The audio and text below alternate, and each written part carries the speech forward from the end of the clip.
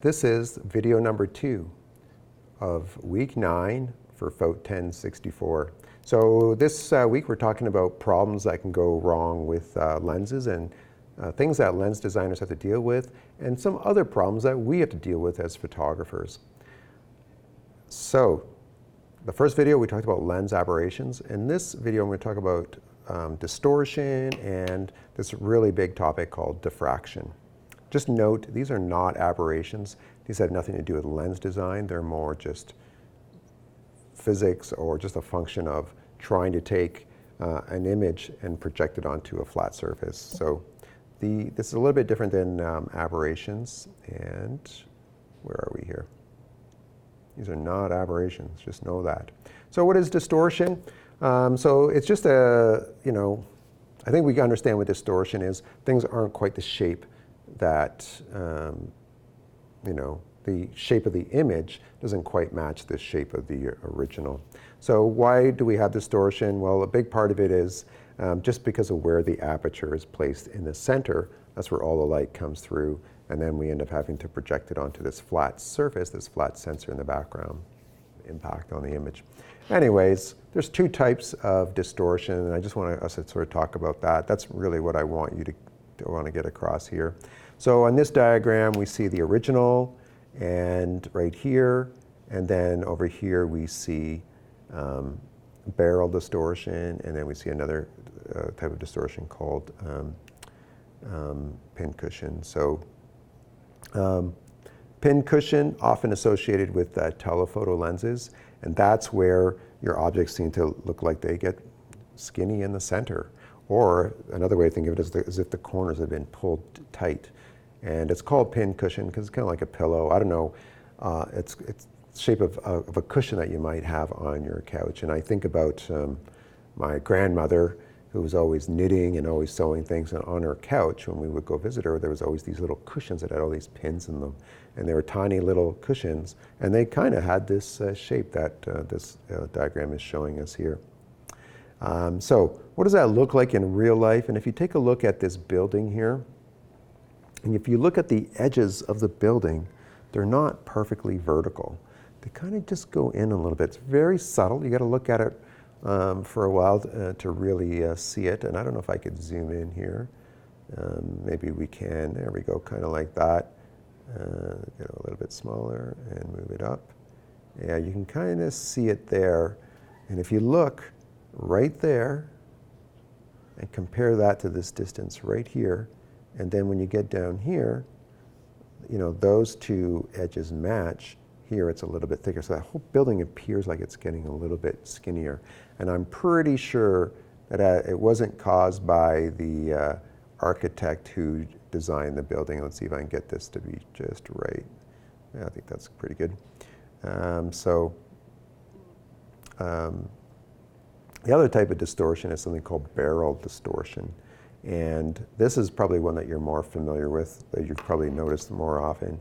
And that's just where it almost looks like the object is kind of bulging out. So instead of skewing inwards and the corners going out, it's the center is kind of moving outwards, and well, it looks like a barrel.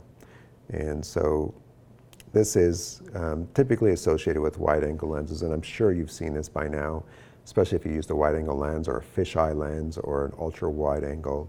For the most part, it looks really cool, especially if you're doing landscapes. You don't even notice the effect very much, but as soon as you have something with bricks or architectural where the verticals are vertical and the horizontals are horizontal, that's when you start, and there's lines in your image, that's when you start to notice the effects. There's another type of distortion I just want to talk about. It's called rectilinear distortion. And these are caused, you'll see this in lenses that are designed to solve the barrel distortion. Because people who photograph architecture, they don't like this look. They don't like that barrel distortion. They like the verticals to be vertical. So a lot of good lenses, wide-angle lenses that are used in architecture especially, they are designed so that the verticals will stay vertical, and which is all well and good, except when you have round shapes in them, like this guy's head, for example, they start to look kind of distorted towards the outer edges. And you might have been in situations where you had to photograph a group of people, and because you didn't have a lot of room, you had to use a wide angle lens to fit everybody in the shot. And what you'll notice is the people in the center of your image look fine. The people in the outer edges have this weird shaped head, and that's what's going on there. And that is just because your lens is trying to solve one problem, but in turn is creating another. Yeah.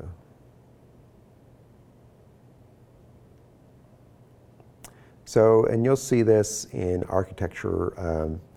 Not only people's heads get distorted, but even items in a photograph. So this is from an assignment description that you'll have when you're in second year.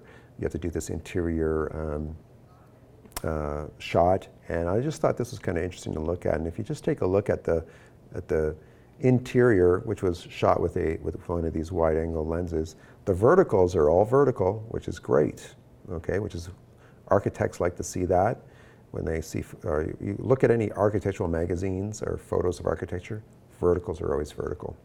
But if you take a look at this table, yeah, everything's vertical, but the trade-off is you kind of got this distorted, stretched look to that table. Even this chair, if you look at how long the arm is on this chair looks really exaggerated.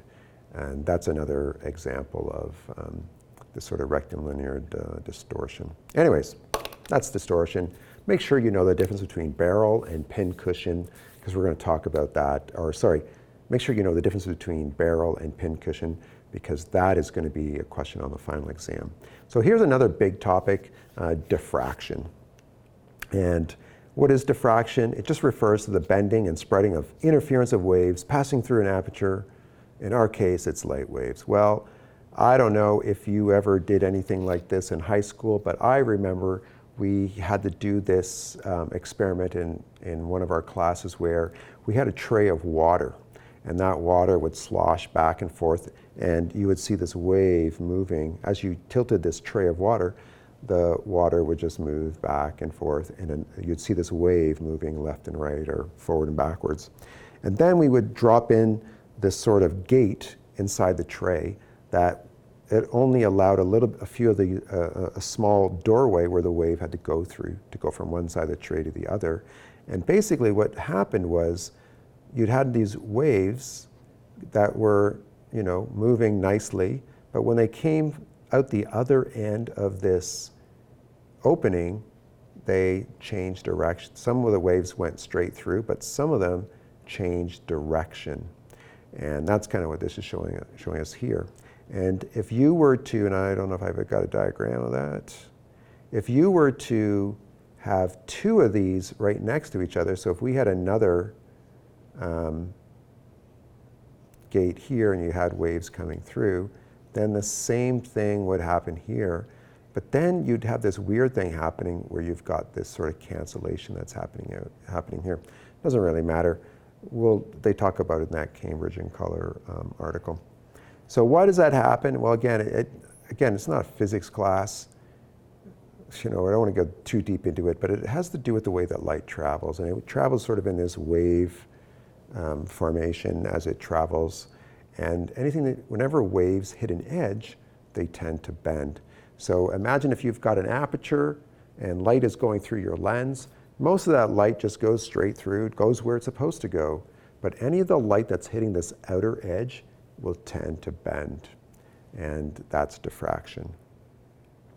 So because of diffraction, an image of a point source is not a point, but a circle of light, and they call this an airy disk. So again, remember what we said at the beginning of the last video. Our goal here, or an ideal lens or imaging system, you would photograph a small dot, and on your sensor, you would get a small dot. Well, because of diffraction, we don't always get a dot. We get something they call an airy disk. And this is it's hard to find a diagram that illustrates this really well, but if you take a look at this diagram, this is showing us light going through a lens, and then it's going through our aperture. So this is where we have f8 and f 5.6, f11, f16, whatever. And it's going through this opening. And some of the light is going straight to where it's supposed to go. But any of the light, and again, we're looking at this lens on its side, but if we were to turn it this way, it's complete on all those edges around the aperture, that's where the light is bending. So what we would be seeing here is a dot, and we would see this ring around it. That's what this diagram is kind of showing as this airy disk that's caused by diffraction. And there's just some other illustrations of kind of what it might look like. You have this intense area at the center of your dot, but then these rings that progressively get weaker as you go outwards, and there's another example there. This is really small. This is tiny. This is at a pixel level, okay? Again, hopefully that came across to you when you read the article on Cambridge in color. But one thing that I just want to stress is this airy disk, it's a function of physics. In fact, they can actually measure how big an airy disk will be. So if they know the diameter of your aperture and they know what wavelength or what color we're talking about, we can punch that in a formula. It will actually tell us how big the actual airy disk will be. So there it is there. We're not even going to look at it because I don't want you to worry about it. But just for fun one day, I punched in some numbers in Excel and looked at the different colors and looked at how the airy disk changes in size. And here's F2. That's a very small airy disk. But when we start going here, that F32, that airy disk starts to become a little bit bigger and a little bit more noticeable. So here's what you should know about diffraction. The shorter the wavelength, the smaller the diameter of the airy disk. So there's a couple things that we're going to change the size of that airy disk and make diffraction more noticeable and less noticeable. So one of them is the color of the light. So the shorter the wavelength, like blue for example, a very short wavelength compared to red, then the smaller the airy disk will be. The smaller the aperture, okay, the larger the diameter of the airy disk. So small aperture, bigger airy disk, more noticeable effects of diffraction.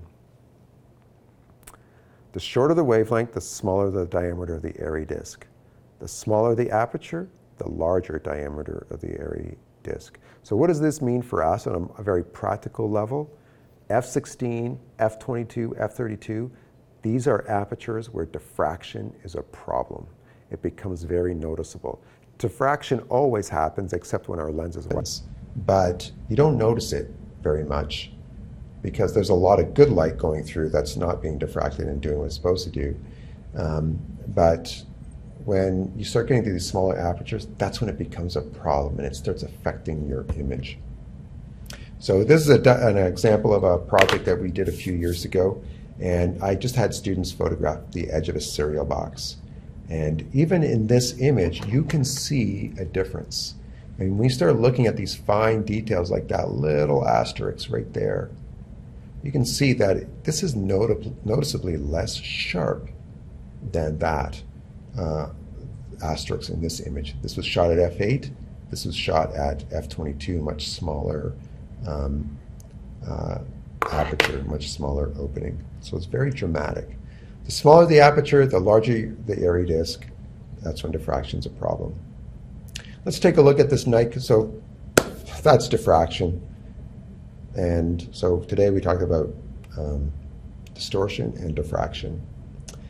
So I just want to recap everything that we talked about in the last video and in this video. So here's an ad for a Nikon lens. And we looked at this last week, and we're going to look at it again. And let's see if now these words mean something to us. So so what's some of the key features of this lens? 3 extra low dispersion glass elements for minimized chromatic aberration, providing higher resolution, superior contrast. We'll talk about that next week. But extra low dispersion glass, that's correcting for this chromatic aberration. Rounded diaphragm to make out of focus elements more natural. Well, we'll talk about that later. 3 aspherical lens elements for minimized distortion. But the key thing that I want you to notice is, hey, aspherical lenses. That's one of the things that we talked about. I also going to give you this link to this Canon website where again they talk about some of their technology. And again, I don't want you to think that I'm advertising. I want you to convert you to a Canon camera system. I just like the fact that they talk about certain concepts that I think are worth knowing, and they talk about some aberrations and some of the coatings, some of the things that they do with their lenses. Anyways, we covered a lot of material. I probably talk too fast. I always feel like I want these videos to be shorter, so I talk faster. If I'm talking too fast, send me an email and I'll start slowing down in my videos. Anyways, if you've got any questions, please send me an email. Come and see me. Next week, we're going to talk about MTF graphs and, you know, kind of a big topic we start talking about, and let's see if I can find one for you here.